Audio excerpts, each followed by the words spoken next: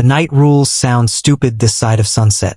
You're 20, you've got a lanyard and a whistle and 6 bunkhouses named after birds, and some returning counselor stands in the mess hall with a clipboard and says things like, "After lights out, no mirrors facing the windows.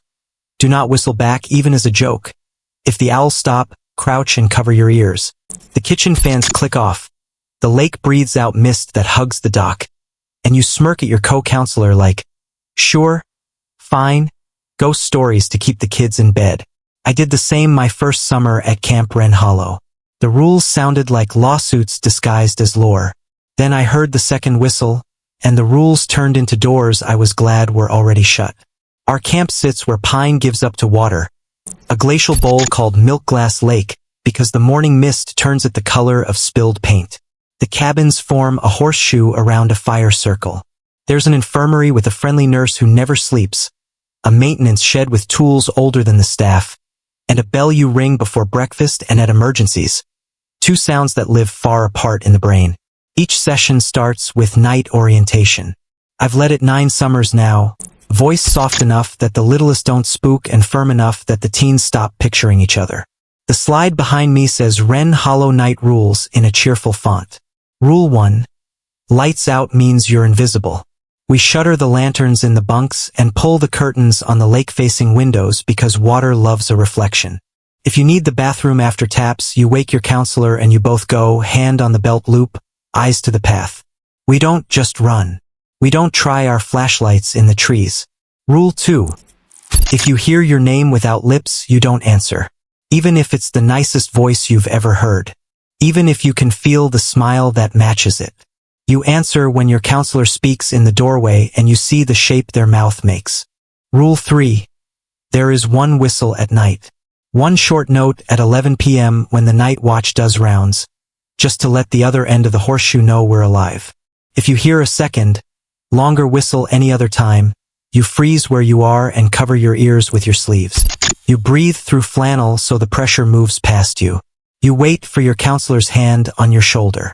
You do not, under any circumstances, whistle back. Rule 4. No peeking mirrors. We flip them to face the wall after dusk because you don't want the lake to learn your face from inside your cabin. Rule 5. The path is a promise you make with your feet. If you must leave it, you invite a counselor to break it with you and you both step back onto gravel together. The path forgets you faster if you're polite to it. Rule 6. If the owls and insects go silent like someone lifted a needle from a record, you crouch and you wait. The quiet rolls through like a low ceiling. You let it pass. Rule 7. The dock is a no-go after dark. Even if you hear something that sounds like a canoe tapping, especially then. I tell them we didn't write these to be spooky. We wrote them after nights that taught us how to get everyone home. And then I tell them the story that makes the older kids stop showing off and start listening.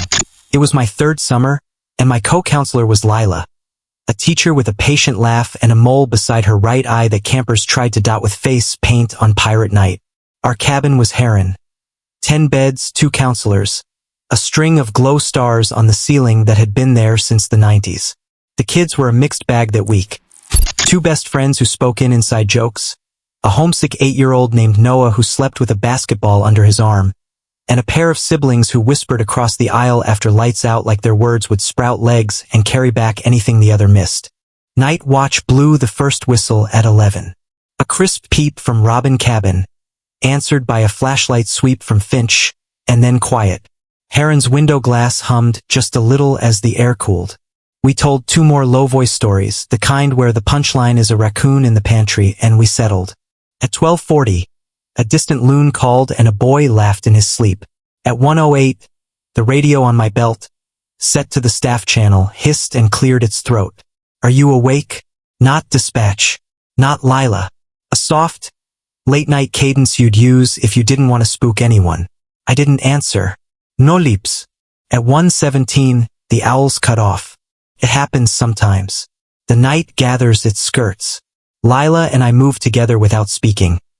Crouch, sleeves to ears, count slow while the pressure walks past like a teacher between desk rows. The quiet bumped the cabin's skin, then slid toward the lake and everything resumed. The bugs first, then the far-off rush where the creek finds the bowl. That's when we heard the second whistle. It wasn't ours. Ours is a bright counselor note that says everything is fine. This one rose from the low path by the boathouse. Longer, a body breath put through metal. It crept through the bunks like a polite question you want to answer because you were raised well. 3 kids sat up before Lila's palm arrived between their shoulder blades. Stay. We both said it the way you talk to a puppy at the threshold. Noah's bed was empty. The bathroom door was ajar, but the night made shapes of distance that weren't true.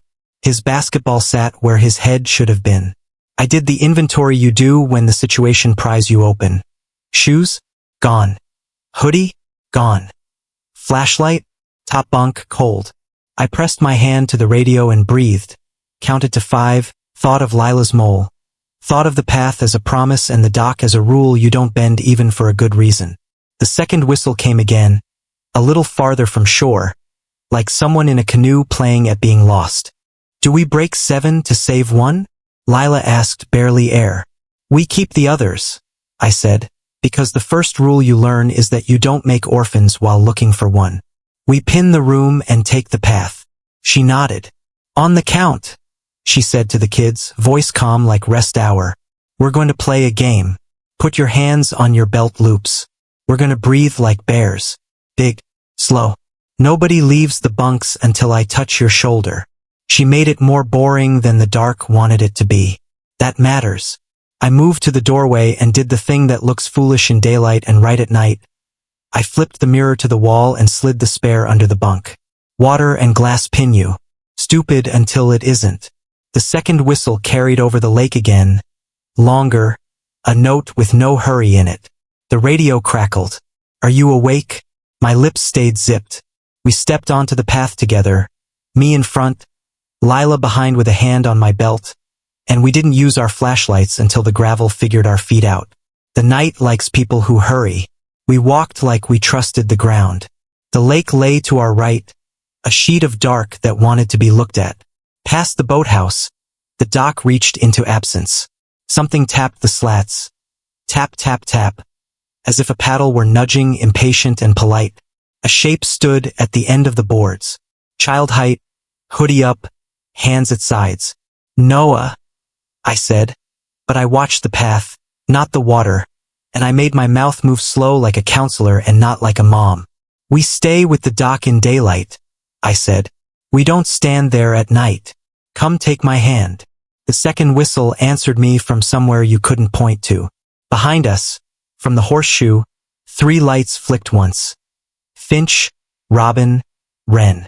The other counselors were awake, and someone had heard what we heard. I didn't step on the wood. The dock is a promise with the lake, and the lake is better at promises than we are. I said the banal, useful words you keep like matches. Count it out, step back, heel first, heel first, heel first. The shape at the end of the dock breathed out fog that didn't drift. The owls cut off again like a switch. Noise drained. The lake rose like a held breath. Lila's palm found my shoulder. We crouched on gravel, sleeves pressed over our ears, eyes on our boots. The pressure moved through the pines like a low ceiling lowering itself, a tone you feel along the gums. The shape at the end of the dock didn't sway. Fog hung still. The second whistle drew long, not louder, just closer. A body's breath poured through tin.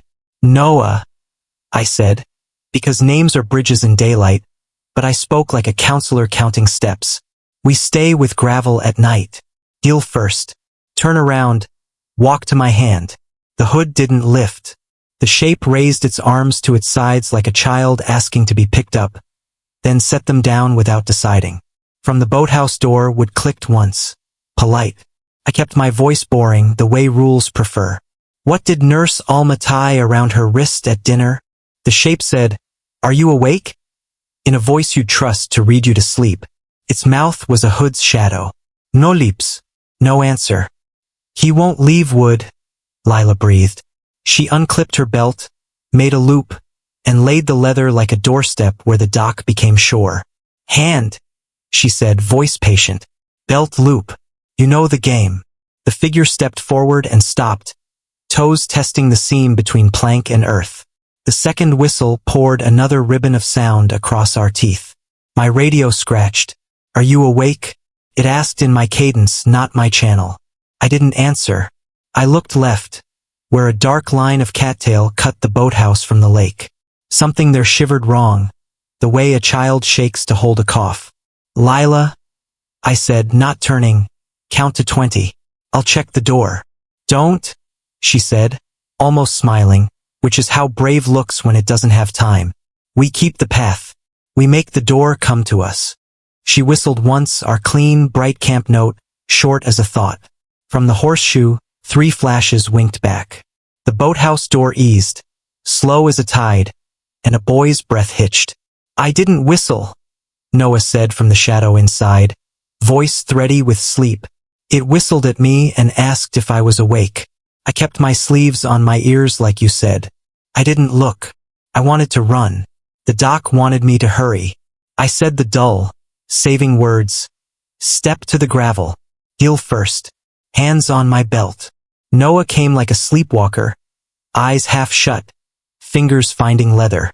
Behind him, the shape at the end of the dock lifted one arm as if to wave. The fog at its mouth didn't drift. We backed together, Lila counting slow, giving the path time to remember us.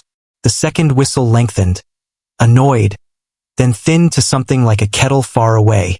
The owls started up in pieces, as if stitched. By the horseshoe, a flashlight beam touched our knees, then dropped, lips first, then names. "Eyes on mouths," I said to Noah. He nodded without looking at the lake. "Good kid." Back in Heron, we shut the door, flipped the mirror, laid the spare under the bunk, and set a pan from the sink on the rug, water trembling when the second whistle tried the logs. "Rules are boring on purpose," Lila told 10 wide eyes. "Boring gets you home." Noah cried without noise, clutching his basketball like an oxygen tank. "How did you find the boathouse?" I asked. He shrugged, honest. "I had to pee," he said. "It whistled a long one, so I knew where to go. Then I remembered we don't whistle, so I didn't. I put my sleeves on my ears and counted. I walked to wood without stepping on the dots." "Dots?" I asked. "The ones that look like little eyes," he said, not seeing the way my stomach fell. "On the path. I didn't step on them." We sat up with them until the lake went milk white and the bell rang like a regular morning. The dock was ordinary wood again, but on the last plank, someone had arranged a neat stack of lake glass, each piece with one flat facet like a closed eye. Noah's shoes were damp. His socks were dry. We changed night orientation after that. I took mirrored compacts out of the craft bins. We stopped calling the rules silly when the sun was up. I added one sentence I make every cabin repeat. When you hear the second whistle, you freeze and get boring. Boring wins. We practice sleeves over ears until it feels like yawning.